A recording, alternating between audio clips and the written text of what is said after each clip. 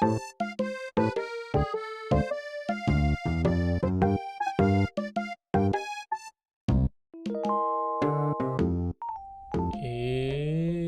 bonsoir.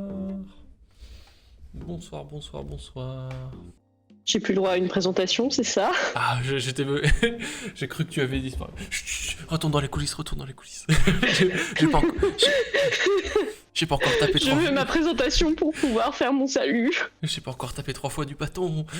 Alors, Yel est parti à l'étranger pour une très longue tournée et j'ai réussi à avoir en exclusivité une ligne qui a été tirée à travers tout l'océan Atlantique, depuis Broadway directement jusqu'à notre antenne à Trifouiller les Aubettes, d'où nous libérons cette émission.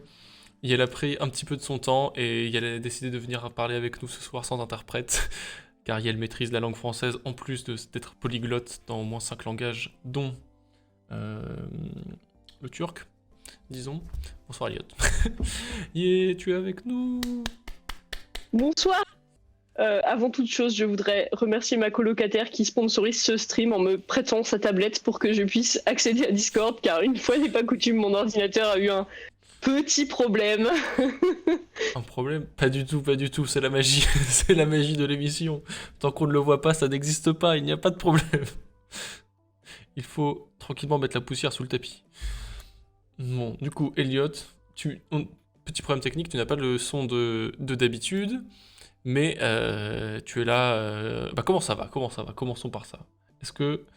Moi, je peux commencer cette soirée en disant que je rentrais tranquillement du travail, je me suis fait klaxonner par 3 personnes, enfin klaxonner, je me suis fait dringuer par 3 personnes de mon studio qui m'ont dépassé honteusement dans la rue et qui m'ont dit « Bah alors, on tient pas le rythme ?»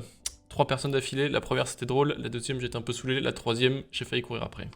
Et, et, et cette terrible aventure ne s'est pas finie parce que quand je suis rentré à la maison, j'ai vu une scène, ma foi, tout à fait étonnante, mais qui devient de plus en plus courante en ce moment.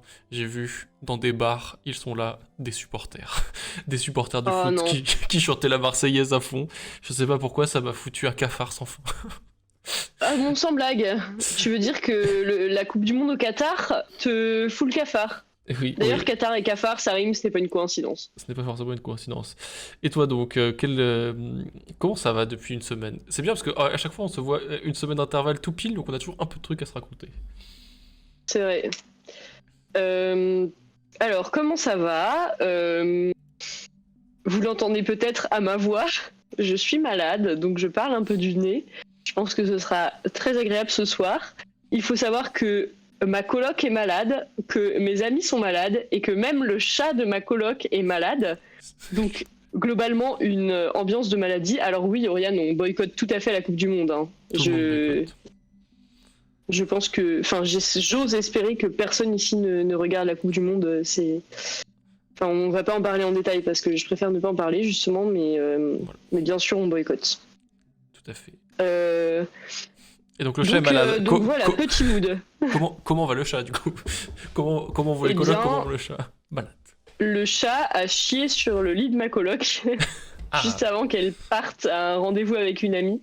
Donc l'amie s'aidera à laver et elle est un peu inquiète pour son chat, mais je pense que ça devrait aller. Je pense que c'est juste qu'elle est un petit peu malade. Voilà. Ok. Bon bah moi aussi je suis malade, mais je parle moins du nez. Mais on est tous les deux un petit peu sous tisane ce soir. Des petites perfusions de tisane directement dans les veines pour te dire. Bon, on va commencer parce qu'on a du retard, du coup il faut pas trader parce qu'on a une première partie genre ultra remplie. On a juste 25 000 trucs à faire. Et on passe tout de suite, pour se chauffer un petit peu la voix, pour se remettre de bonne humeur, on va parler un petit peu des dernières petites actualités du moment. J'en ai mis quelques-unes à toi, quelques-unes à moi, parce qu'on avait des trucs dont on voulait parler, c'est particulièrement... Ne regardez pas trop le dessin, il est aussi fini que la semaine dernière, c'est-à-dire pas du tout. Et voilà, on va commencer par une sortie, qui est sorti un petit peu en retard. Je voulais en parler, je n'ai pas eu le temps d'en parler. Le dernier Cartoon Saloon qui mais c'est sur Netflix. C'est sur Netflix, Le Dragon de mon père, fait par ça part dans ma liste, ça. Fait par la réalisatrice de Parvana et de Brendan et le secret de Kells, Nora Twomey. Et du coup, c'est une adaptation d'un livre jeunesse qui a l'air, j'imagine, connu en Irlande. Attends, elle a pas réalisé Brendan, c'est... Elle l'a co-réalisé. Elle- Ah bon? En fait, c'est Mais très non. particulier parce que selon les sources, elle est créditée en co-réalisation, des fois en réalisatrice, des fois en directrice et des fois en aide à la direction. C'est très bizarre, mais dans les versions françaises, elle est créditée comme co-réalisatrice. Mais voilà. Mais en tout cas, sur Parvana et sur Le Dragon de mon père, du coup, c'est elle qui a la réalisation toute seule. Donc c'était son dernier. Je ne sais pas si. Du coup, je spoil un peu, tu ne l'as pas vu. Je ne l'ai pas vu. Mais j'avais pas du tout capté qu'il était sorti. Enfin, j'avais vu qu'elle avait été recrutée par Netflix il y a longtemps déjà, quand je suivais leur machination dans l'ombre. Mais j'avais pas du tout suivi la réalisation de ce film. Et bah, qu'en dire rapidement. C'est un petit film tout gentil. Déjà, tu vois à l'affiche que le graphisme n'est pas vraiment celui habituel. Mm, Dont on a l'habitude au Cartoon Salon. Du coup, c'est Cartoon Salon, le même studio où il y a Tom Moore aussi, et ils font des séries, ils font ouais. des très très beaux longs métrages généralement. Et là, en fait, comme c'est une adaptation, bah, c'est un peu moins poussé visuellement, parce que c'est de se baser sur le matériel d'origine, qui est genre un livre d'illustration un peu kitschouille des années, j'imagine, 80, 90. Et du coup, on sent un peu que ça influence la patte du film, et genre vraiment en termes de lumière, ça. Je sais pas, il n'y a pas l'extrême qualité qu'on trouve dans tous les trucs de Stallone, donc c'est juste un vraiment beau film, ce n'est pas un extrêmement beau film, en tout cas à mon goût. Et pour l'histoire, c'est une histoire absolument classique d'un petit garçon qui veut s'échapper de son quotidien et un petit peu tristou, qui part sur une île déserte, c'est Max et les Maxi Monstres, quoi. Il découvre des petits monstres qui ne sont peut-être pas vraiment des monstres sur une île. Il y a quelques petites réussites dans le film, notamment le méchant, enfin l'antagoniste et son bras droit qui ont une relation intéressante. Et je trouve que le perso principal est pas mal fait. C'est un petit garçon très très très débrouillard. Par contre, le personnage du dragon est absolument insupportable. Parce qu'il a une voix Ah, chiante, oups. il est débile. On est censé apprendre à l'aimer au fur et à mesure du film, mais même à la toute fin du film, je l'aimais pas tellement. donc, euh, donc voilà, si vous avez l'occasion de le voir, c'est quand même un vraiment beau film, c'est plutôt une réussite. C'est juste un bon 6-7/10, tout ce qu'il y a de plus tranquille. Mais passons immédiatement à une sortie. Réaction en live, est-ce que tu as vu le trailer d'Élémentaire, le prochain Pixar qui est sorti? On va pas Et passer. pourquoi j'ai pas suivi tout ça? Et C'est parce que bah, je vais plus voir les films dans lesquels il y a ce genre de bande-annonce au cinéma, mais non, j'avais pas du tout vu. et bah, ils ont sorti le trailer il y a 1 ou 2 semaines, je sais plus. Bon, ça a l'air d'être du Pixar vraiment bah, archi classique, hein, c'est les opposés s'attirent, il y a une fille flamme, il y a un garçon haut, ça se passe dans le petit métro new-yorkais futuriste de Zootopia, de tous les films 3D Disney, Pixar, DreamWorks qui ressemblent à ça maintenant dans cette... Il y a Oriane qui dit le trailer d'élémentaire me donne envie de m'arracher les yeux. Ah oui, tout simplement. Et bah, c'est vraiment genre... je suis tombé, on est dans le bus, tout le monde est un petit peu différent, chacun a sa personnalité. Hop, je bouscule un jeune garçon qui a l'air un petit peu patraque, mais finalement on pourrait peut-être apprendre à l'aimer. Voilà, c'est genre. Bon, comme d'habitude, Pixar c'est magnifique, mais on fait. C'est tellement. Genre, c'est le basic movie, quoi. Il y a vraiment le package le plus simple du monde pour que ce soit relatable, mais vraiment sans aucune aspérité. Perso, j'en ai déjà marre des persos comme ça depuis Inside Out, tout à fait d'accord. Pour moi, si un jour on en parlera, mais pour moi Inside Out c'est la bascule du côté de Pixar. En termes Hmm. de très très haute qualité, coucou Louis. C'est juste pour montrer leur nouveau skill de texture. Alors ça par contre effectivement en termes de fluide, du coup dans le monde d'élémentaire c'est un monde comme le nôtre mais pas tout à fait, wink wink, où tous les personnages sont basés sur un élément, la forêt, le vent, la glace, l'eau, les flammes, que sais-je. Bon, bref, c'est du Pixar, un peu osef, quoi. Petite sortie. Oui, ça me fait pas spécialement envie. Pardon, je vous ai explosé la présentation. On reparle de Iduo qui est sorti mercredi dernier. On a un petit peu de retard. On a un petit peu Alors, de retard. SVP, pas de spoil, parce que je ne l'ai pas vu et je ne veux pas me faire spoiler sur ce film, mais on m'a déjà dit que c'était incroyable, du coup j'en attends un peu. Bah, très rapidement, c'est Yuasa qui revient plutôt en force. J'ai eu pas mal de gens qui m'ont dit un peu genre moyen sans plus. Moi j'ai trouvé que c'était nettement au-dessus de ses dernières créations quand même. Les dernières séries, les derniers films, notamment, notamment Ride Your Wave, étaient un petit peu des déceptions pour moi. Et du coup, là, c'est quand même le méga carton. Yuasa plutôt en forme. Le design qui est fait par Tayu Matsumoto, monsieur Sony, monsieur Amer Béton, monsieur Monsieur Le rêve de mon père, Monsieur Red, Monsieur... bon, voilà, hein, Monsieur plein de beaux mangas. Et du coup, il a fait des jolis designs. C'est tout ce qu'il a fait dans le film. Il a fait des très jolis designs féodales. Ah oui, si vous êtes des grands fans de Matsumoto, c'est Matsumoto période plutôt samouraï bambou. Forcément, vu le contexte, vu que c'est Japon féodal. Et du coup, c'est les destins croisés de deux performeurs. Un qui fait de la danse, c'est celui avec le très long bras et le masque de théâtre No. Et l'autre, c'est le guitariste, enfin, qui doit faire qui n'est pas une guitare, mais qui est une forme de sitar japonaise dont j'ai totalement oublié le nom, donc je vais éviter d'étaler mon manque de culture plus longtemps. Et voilà, c'est eux qui créent une fresque historique et ce qui serait plus ou moins les créateurs du théâtre de performance No comme on le conçoit actuellement dans la culture japonaise. Et du coup, très très bien, film très musical forcément vu le thème, et avec des très beaux moments. Et ouais, du ça plutôt en forme, ça fait plaisir. Toi t'es Oui. hype. On sait qu'il est capable du meilleur comme du pire, Et donc tant mieux si c'est le meilleur. j'ai une question, une toute petite tangente. Est-ce que on peut accepter que Yuasa Mind Game c'était un one hit wonder, genre Mind Game c'était génialissime, mais Mind Game c'est pas Yuasa. J'ai l'impression que tout le monde est coincé dans cette spirale où depuis 20, depuis 20 ans on a l'impression que Yuasa c'est lui qui a tout créé dans Mind Game. Après, il y a quand même eu Ping Pong, Tatami Galaxy et Nighty Short qui sont assez incroyables aussi, tu vois. Mais c'est vrai que moi, j'ai pas confiance en USA en fait. Quand il sort un truc, je me dis pas, purée, ça va être ouf. Déjà, je regarde la tête du truc parce que souvent ça en dit long. Enfin, je me dis pas non plus que ça va être de la merde parce qu'il a fait des bons trucs. Mais en tout cas, c'est vrai que, enfin, clairement, c'est ça, il a fait des trucs qui étaient nuls à chier. Moi, je ne reviendrai pas là-dessus. Si j'ai des si j'ai des amis qui regardent la VOD, qui ne sont pas là actuellement, et elles sauront très bien de quoi je parle, parce qu'on a souffert ensemble devant une certaine série qui fait débat, je ne comprends pas pourquoi.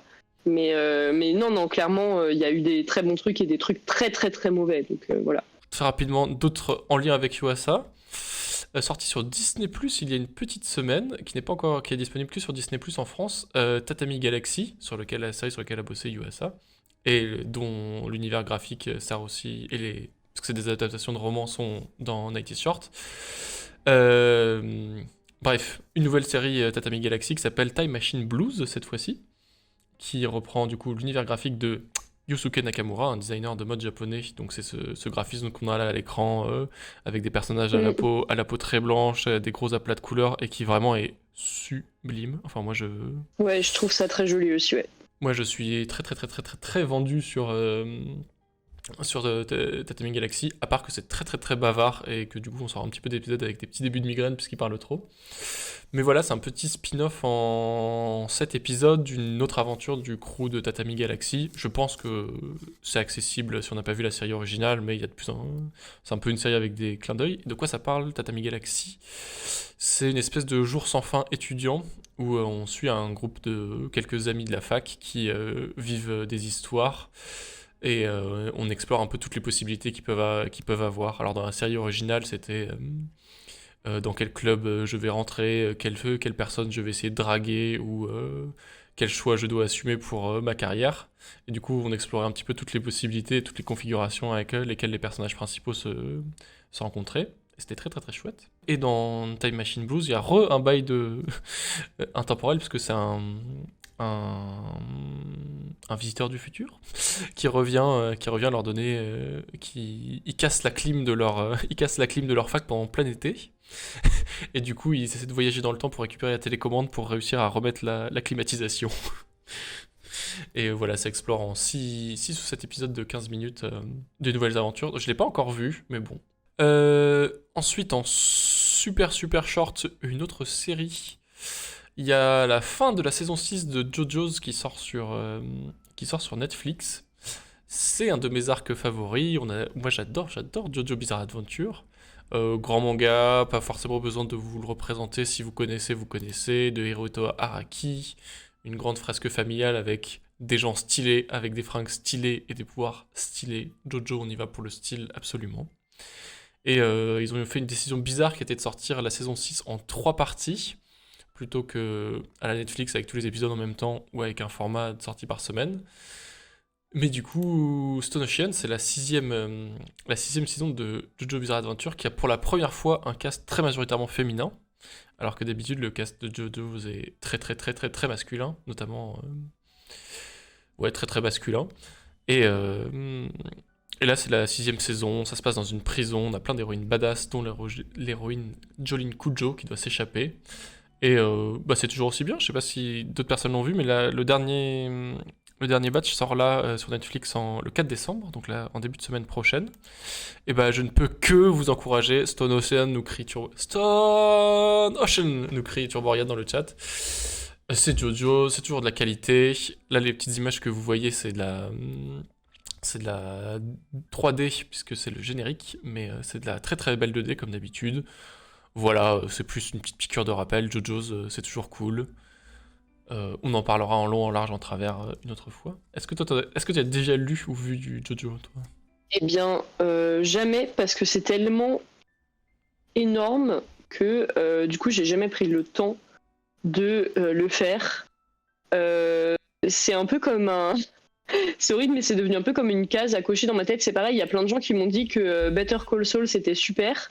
Mais pour le voir, il faut regarder Breaking Bad. Et moi, je n'ai jamais vu Breaking Bad. Autant dire que du coup, il faut que je me prenne une vie pour voir tout ça. Et donc, à la place, je préfère regarder des petites séries de 8 épisodes qui se trouvent également sur Netflix. Ah. Très bien, tu fais un petit pont avec une autre série, si j'ai bien compris ce petit appel du pied discret. Alors, je ne sais pas pourquoi, pour l'instant, nos recommandations sont 50% du temps sur des productions Netflix, alors qu'on n'est pas spécialement des clients, mais il se trouve qu'ils sortent beaucoup Salut d'animations. Jacomilite. Et salut Jacomite. Vous me direz dans le chat si vous avez vu La Famille Adams. Moi, je n'ai jamais vu La Famille Adams. Voilà. On est vraiment sur révéler les faiblesses de ma culture dans ce stream. Je me sens parfaitement à l'aise. C'est super. Mais en fait, étonnamment, la bande-annonce de Wednesday m'a un peu donné envie. Et j'étais en mode, ça a l'air d'être un peu du school life. Du school life dans un cadre magique. Pourquoi pas? Ça me fait penser à des trucs que j'aime bien. Et en plus, cette fois, j'espère, c'est pas fait par des terfs. Mais du coup, Wednesday, en vrai, bah, pas si mal, je trouve, pour le moment. Ah, Turborian nous dit, j'adore les films de la famille Adams de 1991. Bah, moi, du coup, ça m'a donné vachement envie de les voir. Wednesday, pour le moment, j'ai vu les 4 premiers épisodes. Et franchement, je trouve que c'est pas trop mal. Genre... Au début, j'étais un peu modérée sur le personnage qui est assez froid et distant, en fait, parce qu'il y a vraiment un peu ce stéréotype du personnage qui est distant et ça lui donne l'air classe à la Sherlock, et je trouve ça un peu insupportable. Et en fait, petit à petit, on voit que c'est pas juste un stéréotype qui est choisi et sur lequel est basé le personnage, mais que c'est vraiment quelque chose de réfléchi. Et le personnage reste fidèle aussi au fait qu'il éprouve pas d'émotion. Du coup, il y a un moment... où elle dit que parfois elle aimerait bien ressentir plus aussi, et c'est pas, enfin, elle a pas cet arc rédempteur de elle ne ressent rien et elle apprend à ressentir. C'est vraiment non, en fait, c'est pas sa façon d'appréhender le monde. Du coup, je trouve ça assez cool en fait parce qu'on sent que c'est plus réfléchi et voilà, la mise en scène est assez jolie. C'est réalisé par Tim Burton, mais c'est pas lui qui est au scénario et c'est pas lui qui est à la création. Et je pense heureusement, parce que sinon ça se serait, enfin, moi je suis plutôt anti Burton. Du coup, je pense que ça se serait beaucoup moins tenu. Là, en vrai, c'est pas trop mal. Bon, il y a un truc très cocon parce que du coup, effectivement, il y a plein de trucs qui sont hyper proches d'Harry Potter, mais de façon très assumée. Bon, en fait, elle est dans une école pour des outcasts. Enfin, du coup, c'est un peu, enfin, il y a genre des loups-garous, des sirènes, des choses comme ça. Et des personnes qui ont des pouvoirs de télékinésie aussi. Et du coup, c'est un peu... Enfin, il y a un peu des trucs de quotidien dans cette école. Alors, vraiment, quand je dis des références assumées à Harry Potter, c'est que vraiment, il y a genre des scènes avec des sirènes dans un lac, justement, ça fait très coupe de feu. Il y a un bal aussi. L'ambiance est exactement la même visuellement que dans Harry Potter et la coupe de feu. Donc, c'est... Enfin, ouais, c'est vraiment très, très assumé. Mais Mais du coup, bah, en fait, ça marche parce que ça fait plutôt du bien de s'y plonger, quoi. Et il y a quand même une intrigue et tout. Les personnages masculins sont pas très intéressants. Mais il y a des personnages féminins qui sont un peu plus forts. Et je trouve que Wednesday, du coup, elle porte assez bien la série quand même. Après, j'avoue que j'ai été un peu dérangée parce que, en fait, il y a des trucs féministes qui sont vachement assumés dedans, tu vois, en mode bon, maintenant c'est ok dans une série de dire patriarcat, de parler de male gaze, de parler de mansplain ou des trucs comme ça. Mais par contre, typiquement, il y a des détails grossophobes. C'est ouf de voir qu'il y a des trucs qui sont ok maintenant et qui sont hyper répandus, et d'autres où c'est encore ok de laisser des trucs grossophobes comme ça et ça dérange personne, tu vois. Ouais, ça coche les cases les plus évidentes, mais ça se fait pas non plus dans le détail, quoi. Ouais, non mais c'est pareil, Arcane, moi il y avait vraiment des trucs dans la série où j'étais en mode what, mais qu'est-ce qu'elle fout là cette scène, enfin, elle sert à rien, genre c'est vraiment juste en mode allez, on va faire un personnage petit gros rigolo qui mange tout le temps, tu vois. Pourquoi vous faites ça, enfin, je trouve ça, ouais, je sais pas, weird, et ça me fait chier, enfin, après ouais c'est un peu personnel, mais j'avoue que ça me fait un peu chier pour le moment parce que c'est beaucoup des cis hétéros. Après, Wednesday, elle est pas particulièrement intéressée non plus, donc tant mieux. Mais bon, voilà. Enfin, je me reconnais pas forcément trop dans tout, mais je trouve que ça passe bien en mode petit truc un peu cocon et pas trop mal écrit, un peu prenant et tout ça, quoi. En une seconde, dans 2 semaines, il y a le début du Forum des images. Dans 2 semaines, dans une semaine et demie, il y a le Forum des images qui se passe à Paris. On va essayer de vous en parler mercredi prochain plus en détail, mais il y a une jolie programmation de courts-métrages étudiants comme d'habitude. Il y a des jolis films. Les invités spéciaux de l'édition sont Yoshifuro Ueda, si je ne me trompe pas, un réalisateur japonais qui vient de parler de ses dernières créations. On a aussi Anka Damian qui vient de parler de son dernier film Lille. Et on a le polémique Alberto Vasquez, que je déteste depuis que j'ai vu Psychonautas, qui sera là aussi. Mais si vous êtes sur Paris à ces dates-là et que vous aimez l'animation, c'est un petit peu un bon point de rendez-vous. Très marquante. En cas Damien, pas polémique. Si, polémique aussi, mais j'ai pas vu le film encore. J'attends d'avoir le film pour bien polémique dessus. Parce que, oui, toi, Alberto Vasquez, le problème c'est que t'as vu Unicorn Wars et que ça m'a passé, mais moi le film d'Anka Damian j'ai pas suivi, donc je sais pas ce que c'est les polémiques autour. Alors la polémique, c'est que c'est un film qui s'appelle Lille, qui parle du coup de l'expérience entre autres des migrants de la Méditerranée, mais c'est un peu une comédie musicale, mais c'est un petit peu un truc écologique, et à peu près toutes les personnes qui ont vu le film ou y ont touché de loin ou de près ont tous dit peut-être ne faites pas ça. Donc j'avoue que pour l'instant, j'attends de voir sur pièce, mais il y a pas mal de petits échos de cloches qui disent qu'il y a moyen que ce soit un bon gros film de merde sur un plan politique. Voilà. Mais super. Pour l'instant, je ne bouille pas tant que je n'ai pas vu le film, mais je ne doute pas. Voilà. Je fais bien de pas suivre les sorties animation du coup, parce que ça a l'air globalement. Mais si, regarde, Inuo c'est bien. Inuo c'est chouette. Tu voulais parler de Angoulême, de la Tour Eiffel au-dessus du Titan, de Isayama, et tu voulais parler de. On nous dit aussi, j'avoue, je pensais même pas à son film, mais sa manière de gérer une réalisation où apparemment c'est vraiment limite. Bah, moi j'ai rien lu là-dessus, mais du coup. Enfin, j'ai pas cherché à me renseigner non plus, donc. Alors, nous n'allons pas faire de diffamation à l'antenne, mais voilà. On s'entend. Et oui, il y a des problèmes apparemment, c'est quelqu'un qui a du mal à... Bref, on va pas parler de ça. Mais oui, j'ai entendu les mêmes choses et j'essaie de... Parlons plutôt du festival d'Angoulême. Un sujet plus simple. Ah bah, est-ce qu'on ne reparlerait pas du festival d'Angoulême pour bitcher un peu dessus? Parce que moi j'ai donc un ami très précieux qui a regardé la VOD de la dernière fois, parce qu'on avait montré l'affiche du festival et on avait parlé de l'expo Attack on Titans, et on m'a dit mais Elliot, as-tu vu les prix d'Angoulême cette année? Du coup, sachez que l'entrée à la journée est maintenant à 16 balles et que si vous souhaitez aller voir l'expo Attack on Titans, eh bien le prix est du double, c'est-à-dire de 32 €. J'espère que vous êtes ravis de savoir ça. Déjà, on savait que c'était un peu abusé et qu'il y avait eu des bails pas ouf avec le festival d'Angoulême qui essayait au maximum de faire en sorte que les autoristes ne fassent pas de vagues quant à leurs conditions de travail, etc. Alors que ça aurait été un peu le cadre pour le faire. Et du coup, on est ravis de savoir que il faut payer ultra cher. Tout ça pour, comme dirait un bon ami, aller acheter des BD à l'intérieur. C'est-à-dire, globalement, c'est comme s'il fallait payer pour entrer dans un centre commercial. Ah.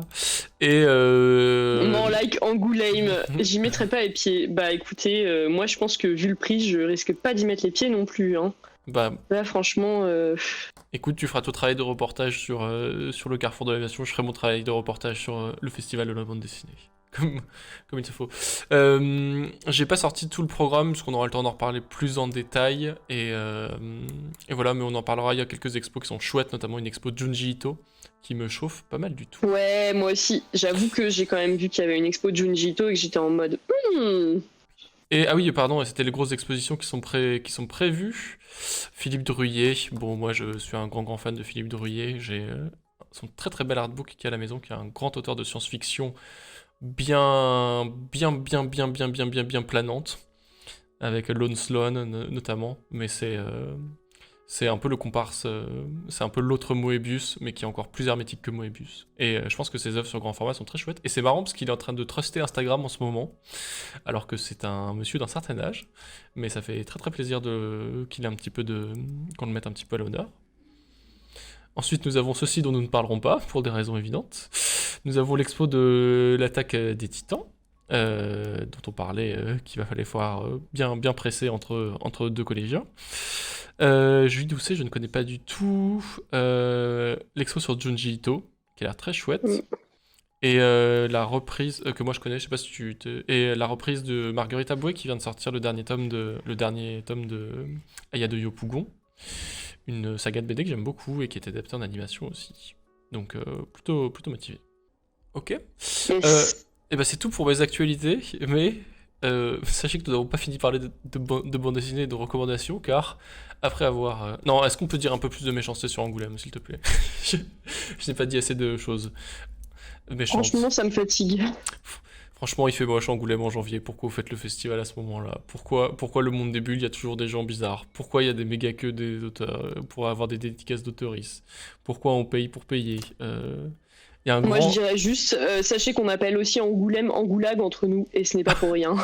Angoulag. Moi, je suis personnellement. Alors, si je veux la réponse de tout le monde dans le chat, c'est quoi votre petit surnom? Moi, c'est Angoubled, personnellement, que je garde au fond de mon cœur. Mais j'ai vu Angouflem un petit peu plus tôt. C'est quoi vos petits noms pour cette belle ville? On a vu Angoulême aussi, que je trouve pas mal quand même. Hein. Angoulême, Angoumoisi, Angoubled. Je sens que dès qu'on tape dans le territorial, les gens sont au taquet. Je suis prêt à la deuxième édition de ces terribles jeux de mots. Peut-être avec des autoristes de BD cette fois-ci. Mais... Moi aussi c'est Angoulême en vrai en plus. Angougou, c'est vrai. Angoumiel, c'est mignon. C'est vrai que c'est la petite douceur pour les amis. Oh, j'avais une question sur... Est-ce que tu trouves ça bien qu'on fasse des tirages au sort pour les dédicaces d'auteuristes célèbres? Parce que c'est ce qu'on commence à faire dans les conventions maintenant. Parce qu'il y a beaucoup trop de monde qui se déplace. Et du coup, pour avoir tes 5 secondes. Ça m'est déjà arrivé, ouais. Je me rappelle. Mais en fait, c'est pas si mal parce que. Enfin, c'est chiant quand tu viens tout le temps et que t'as des gens qui ont le tirage au sort et pas toi, tu vois. Mais en même temps, c'est chiant aussi quand tu peux pas. Enfin, quand la personne, elle a tellement de monde que tu peux pas discuter avec elle. En fait, il y a des autoristes qui sont pas forcément habitués à gérer autant de gens. Enfin, je veux dire, de manière générale, c'est crevant, tu vois plein de gens, donc t'as pas forcément le temps de prendre tu peux pas forcément discuter avec tout le monde comme t'aimerais et tout ça, et enfin, humainement, c'est assez épuisant, quoi. Et en plus, tu sais pas forcément, pour les autoristes qui commencent à dédicacer, t'arrives pas forcément à beaucoup discuter, enfin, ou même il y a des personnes qui juste arrivent pas à beaucoup discuter et dessiner en même temps. Donc ça veut dire que si tu leur parles, elles sont obligées de s'arrêter de dessiner, ce qui fait encore plus patienter les gens derrière, et tu sens que les gens derrière, ils sont vénères, tu vois. Je trouve ça un peu... Moi, j'avoue que j'aime bien quand je vois des autoristes que je connais et qui sont pas trop connus, genre Maryse Pénal, Enfin, c'est aussi que j'étais allée la voir dans un festival de BD plus petit que Angoulême, mais moi, je l'avais vue quand elle avait sorti Heidi au printemps, et il y avait personne à son stand, alors que cette BD est vraiment trop cool. Et du coup, j'avais vachement pu prendre le temps de discuter avec elle et tout ça, et c'était hyper chouette. Typiquement, je sais que au même festival, j'avais essayé plusieurs fois d'avoir la dédicace de Mathieu Bablet, et le tirage au sort était extrêmement douloureux parce que je ne l'ai pas eu. C'était à l'époque où j'étais vraiment j'étais in love de son travail, quoi. Et c'était un peu triste. Et je me rappelle que finalement mes parents avaient eu une dédicace de lui aux Utopiales de Nantes d'ailleurs, et m'avaient dit que en fait ça avait même pas trop été possible de discuter avec lui parce qu'il avait beaucoup de gens et qu'il était crevé, quoi. Donc je pense que pour pas surmener les auteurs, c'est bien aussi. Enfin, en fait, ça se fait beaucoup. J'ai l'impression que le truc des dédicaces, il y a aussi des gens qui se pensent trop proches des autoristes. Enfin, je sais pas, il y a vraiment, je pense, quelque chose de très fatigant aussi à ce niveau-là. Et il y a de fortes chances aussi pour que les autoristes ne soient pas respectés. Donc, dans l'absolu, c'est extrêmement compliqué, hein. Ouais. Du coup, c'est une vraie question. Et Turboria nous dit, sachant que soyons honnêtes, ce n'est pas leur vocation première de faire des conventions, festivals avec beaucoup de gens et ne peuvent pas savoir optimiser leur temps en fonction. Surtout que la majorité du temps, je vais rajouter encore un petit peu, un petit peu d'huile sur le feu, la majorité du temps, les autoristes ne sont pas payés pour leur travail de dédicace. Ouais. Ce qui est un gigantesque débat parce que... Et c'était un gros truc qui devait être abordé aussi d'ailleurs dans le fait que qu'elle était en galère, et il y avait eu tout un truc qui avait été lancé quand il y avait eu le Angoulême qui avait finalement été annulé à cause du Covid, ou qui avait été déplacé, enfin je sais plus si ça s'était fait ou pas finalement, mais il y avait énormément d'auteuristes qui voulaient boycotter le festival, ouais. Parce que c'est vraiment un truc de la culture française, enfin en tout cas qui est appliqué en France, l'autoriste se doit absolument à son public, il doit lui faire plaisir, il doit être sympa. Et d'ailleurs c'est un grand problème qui fait que les autoristes américains n'aiment pas trop venir à Angoulême. C'est parce que aux États-Unis, tu fais une convention, ta dédicace, tu te la fais payer entre 50 et 150 balles selon ta cote. Et tu vas en France, les gens ne payent pas et ne paieront jamais enfin, ne paieront jamais, à part si ça rentre dans la culture, mais pour l'instant, ça n'a pas l'air d'être en voie de changer. Et donc, ouais, c'est un peu des complications. Et comme nous le disait un tout petit peu plus tôt Turborian, c'est aussi l'occasion de faire la partie du festival avec les éditeurs indépendants qui font des très belles choses, voire l'auto-édition avec le Fest-Off où c'est des illustratrices, des autoristes de partout en Europe, voire parfois même dans le monde. Il y en a qui viennent de très très loin, qui viennent montrer leur propre publication. C'est toujours un petit peu excentré par rapport au festival principal, mais si vous faites le déplacement jusqu'à Angoulême, vraiment prenez le temps d'y aller, on peut rencontrer des gens, c'est beaucoup plus humain, on soutient directement les autoristes sans que personne ne prenne de commission. Du coup, à part l'imprimeur, parce que le grand souci des métiers du livre, c'est aussi que tout le monde prend sa thune sur l'œuvre de quelqu'un, qui au final touche, alors selon les statistiques, entre 5 et 8% du prix du livre. Donc quand vous achetez un livre à 10 €, une auteuriste récupère 70 centimes. Donc voilà, c'est bien. Par quoi veux-tu commencer ? Est-ce que tu veux enchaîner sur la BD ou est-ce que tu voudrais nous parler un petit peu de cinéma en premier ? Non, vas-y, je vais commencer par le haut du panier. Du classement. Donc, du coup, je vais rapidement vous parler de mon projet de la semaine dernière, avant que je tombe malade et que je sois vraiment épuisée et que je me dise peut-être je vais arrêter de me surmener. En tout premier lieu, je propose une petite seconde de silence pour ce Chokers pellicule qui est, ma foi, de très très bon goût. Magnifique. Alors, du coup, vous avez à l'écran l'affiche du festival Chéri Chéri, qui est un festival du film lesbien, gay, bi, trans, queer, etc. Plein de plus, qui a lieu à Paris. En fait, il a été créé en 1994. Et c'est toujours vers octobre-novembre, et c'est dans les cinémas MK2, Beaubourg, Quai de Loire, Quai de Seine et Bibliothèque. Et il s'est clôturé hier soir. Du coup, moi, j'avais pour projet de voir quelques séances. Malheureusement, j'ai pas pu en faire beaucoup parce que, comme j'ai dit, j'étais très, très occupée et très, très fatiguée. Mais j'ai quand même vu un film c'est un film qui est colombien, qui dure 1h29, qui était en panorama fiction. Et en vrai, je voulais quand même vous parler du festival parce que parfois, quand on cherche des films à regarder, ça permet aussi d'avoir un peu. Là, pas dans la sélection de cette année, mais dans les sélections des années précédentes. En tout cas, il y a des films après qui ont eu des éditions, qui sont visibles sur Internet, tout ce genre de choses. Donc, si jamais vous cherchez aussi des inspi de trucs à regarder, vous pouvez jeter un coup d'œil. Et du coup, Petit Mal, c'est un film colombien qui est un film, un mélange de documentaire et de fiction semi-autobiographique. On ne sait pas vraiment où sont les limites docu et fiction. Mais en gros, c'est l'histoire d'un couple lesbien. Et il y a une des personnes du couple qui part en voyage, en fait, qui est la personne qui se trouve au milieu sur l'image. Et du coup, c'est un peu comment est-ce que les relations se retransforment à partir de cet événement-là. Comment est-ce que la vie des différentes personnes va se rééquilibrer et tout ça. Et c'est assez chouette. En gros, les noms sont changés, mais du coup, c'est vraiment la réalisatrice et ses deux partenaires qui jouent dans le film. Et la réal et une de ses deux partenaires ont monté le film ensemble. Et en fait, ce que j'ai trouvé bien dans ce film, c'est que c'était un film en huis clos, mais je me suis vraiment pas ennuyée, en fait. Pourtant, il se passe pas grand-chose non plus. C'est pas un film dans lequel on part sur des discussions ultra réflexives, ultra longues, etc. Et justement, c'est ça que j'ai trouvé agréable, en fait, c'est que c'est très doux et simple, et c'est introspectif, mais plus dans le geste et dans l'intimité qui est montrée, que dans, c'est ça tout le discours qu'il pourrait y avoir autour. Et ce qui est intéressant aussi, c'est le point de vue, parce que du coup, on est sur donc une fiction semi-documentaire, et en gros, il y a des moments où il y a des caméras qui sont intradiégétiques, et on voit aussi la place que prennent le montage et la présence de la caméra dans l'histoire, et l'évolution aussi. C'est-à-dire que ce que le film raconte, c'est justement toutes les reconstructions des relations et les évolutions, et le fait que c'est pas grave et qu'il faut l'accepter, et qu'il faut accepter que les choses changent aussi. Et c'est un film qui raconte l'amour qu'on peut continuer à se porter avec tout ça.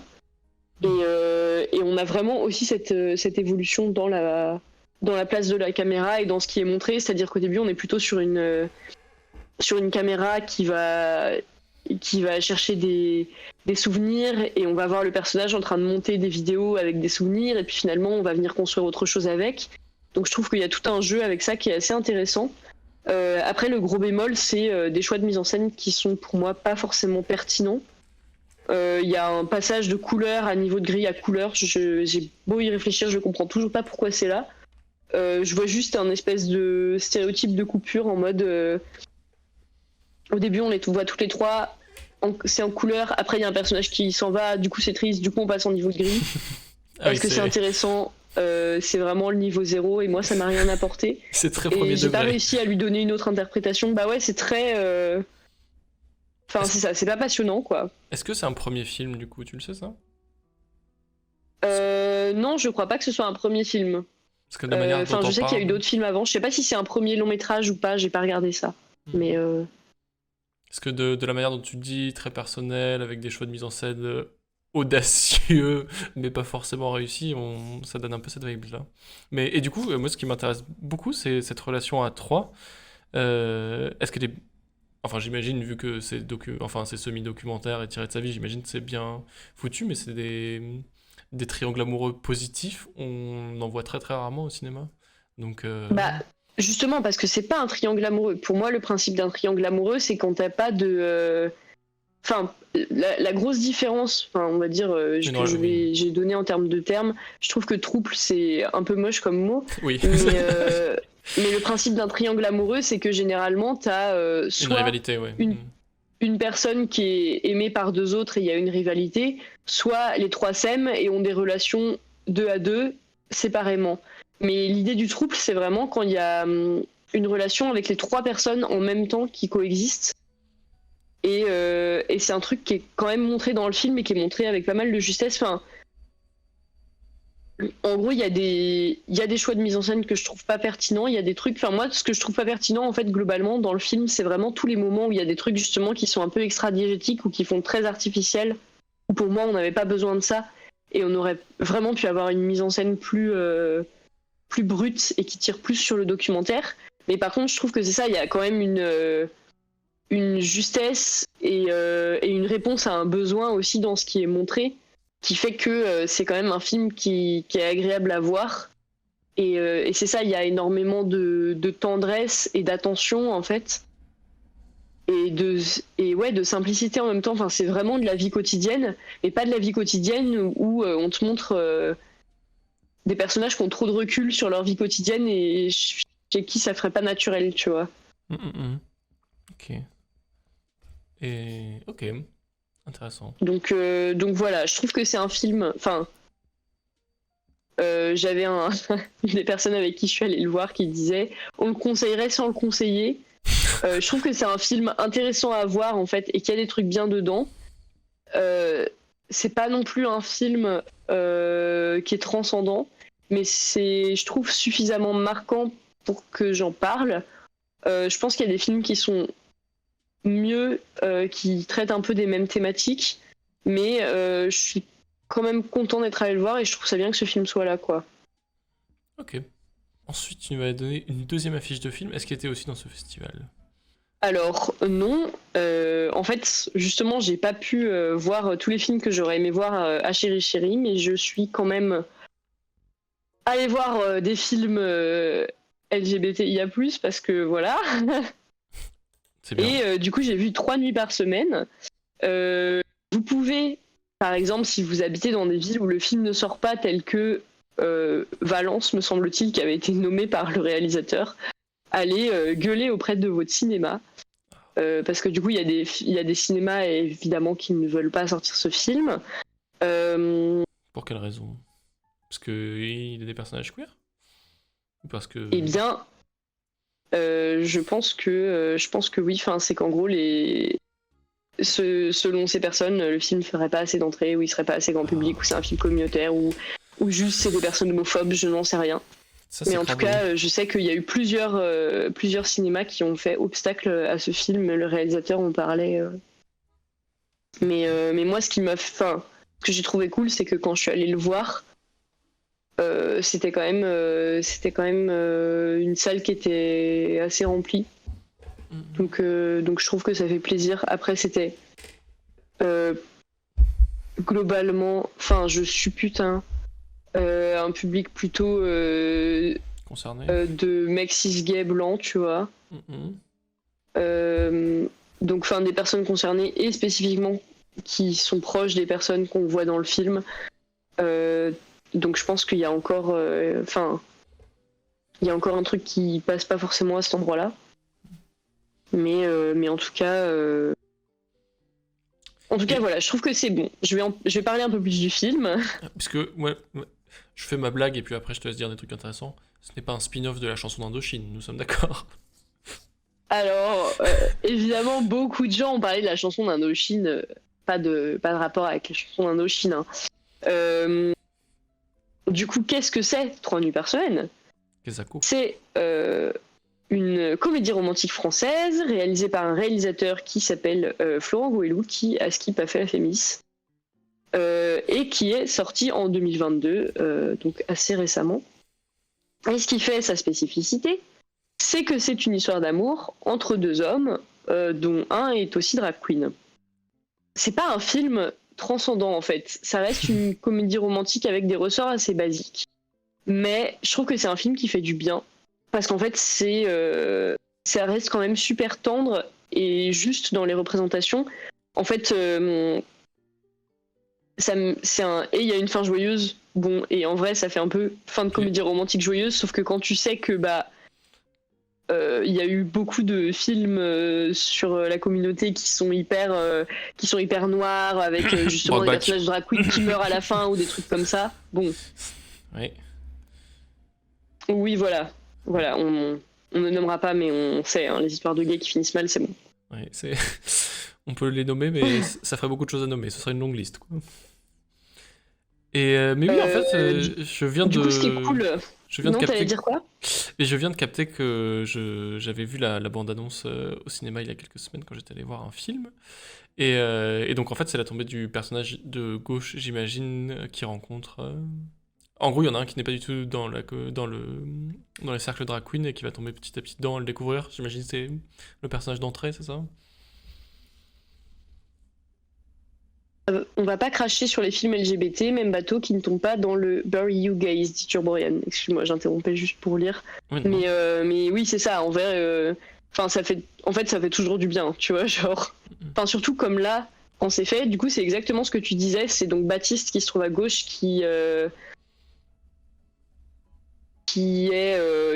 travaille chez Fnac et qui est aussi photographe à côté, qui va tomber amoureux de Quentin qu'on voit à droite, qui est aussi une drag queen qui s'appelle Cookie Cunty. Alors il faut savoir que le film met en scène des vraies drag queens avec leur vrai nom de drag.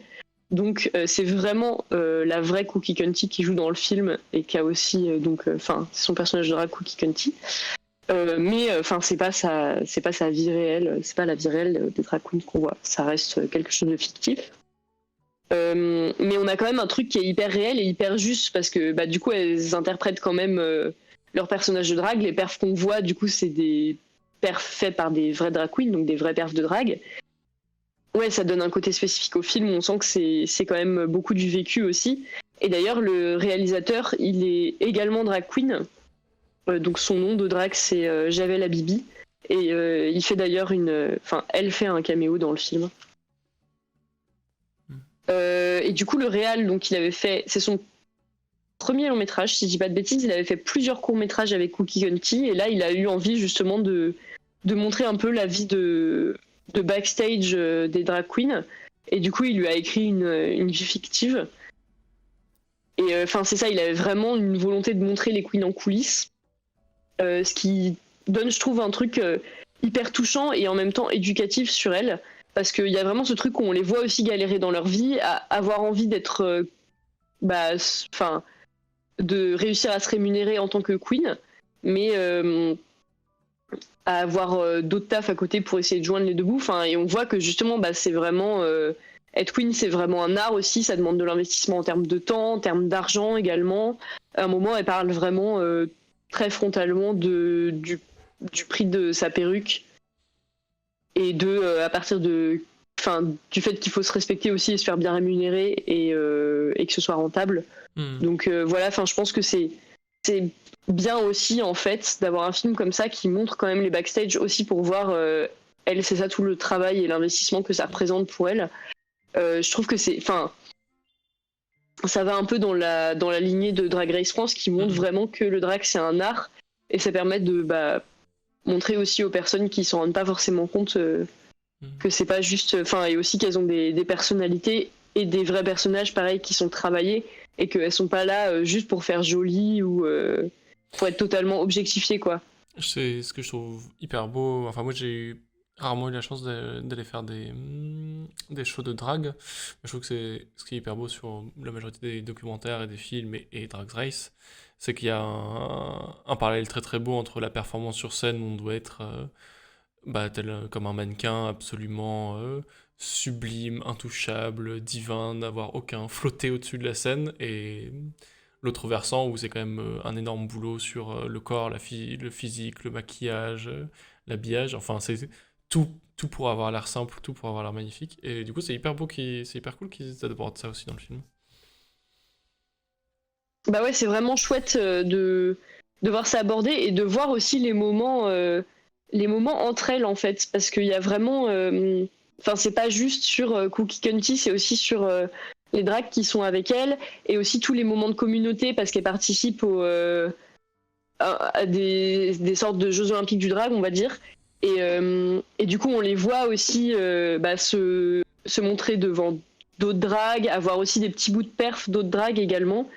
Et du coup, il y a aussi le truc de soutien mutuel et d'elles qui fonctionnent comme un groupe. Et je trouve que ça fait vraiment du bien de voir ça aussi, parce que elles sont drôles, elles ont de l'énergie.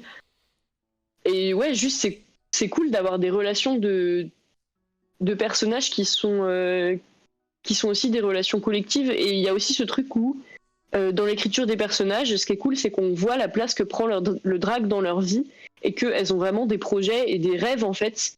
Et donc même si ça reste une comédie romantique et sur les relations entre elles, c'est aussi les relations que elles ont avec elles-mêmes et avec leur projet, et elles vont pas se faire passer au second plan pour les Pour la enfin relation. pour les relations qu'elles ont à côté, ou enfin disons qu'il y a un peu tout qui se mêle, quoi. Ok. Mais du coup, juste pour nuancer quand même, enfin si je voulais dire Non, pas de nuance. que C'est pas ici, pas de nuance ici, je vous en supplie. laisse-moi nuancer. Ah non mais enfin je peux pas non plus. En gros, il y a une réflexion sur le point de vue qui est intéressant, parce que donc Baptiste, c'est un personnage qui découvre le point de vue de l'extérieur. Et en gros, il y a une espèce de mise en abîme entre le réalisateur qui filme. Bon, après, le réalisateur est drague, donc c'est différent. Il découvre pas le truc, il fait partie de la communauté. Mais il y a quand même une sorte de mise en abîme, parce qu'on sent qu'il a eu la réflexion de comment est-ce qu'on montre des dragues sans les objectifier. Et Baptiste, le photographe, du coup, c'est vraiment ce truc-là aussi. C'est genre, il montre les backstage. Et c'est beaucoup son point de vue qu'on a dans le film. Mais il fallait pas que le film devienne objectivement. Donc il faut pas que son point de vue soit objectifiant non plus. Et enfin, moi, j'avais eu la chance de voir le réalisateur en interview. Et il disait qu'il avait beaucoup réfléchi à ça, au fait que il faut pas non plus que ce soit qu'il y ait une exoticisation des drag queens ou ce genre de choses. Et je trouve qu'en fait, je trouve qu'il a plutôt bien réussi son coup, dans la mesure où, même si au début il y a un truc où il est hyper intrigué et tout ça, très vite on passe de l'autre côté et on voit plus la communauté de l'intérieur.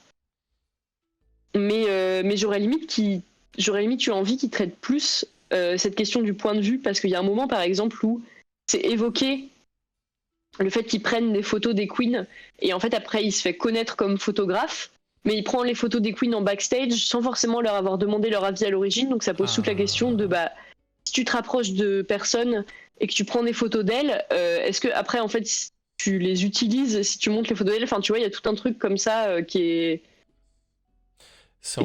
un peu shady, on va le dire, et qui est vite fait évoqué dans le film, mais qui connaît pas vraiment de résolution. Et il y a un peu des pistes qui sont lancées qui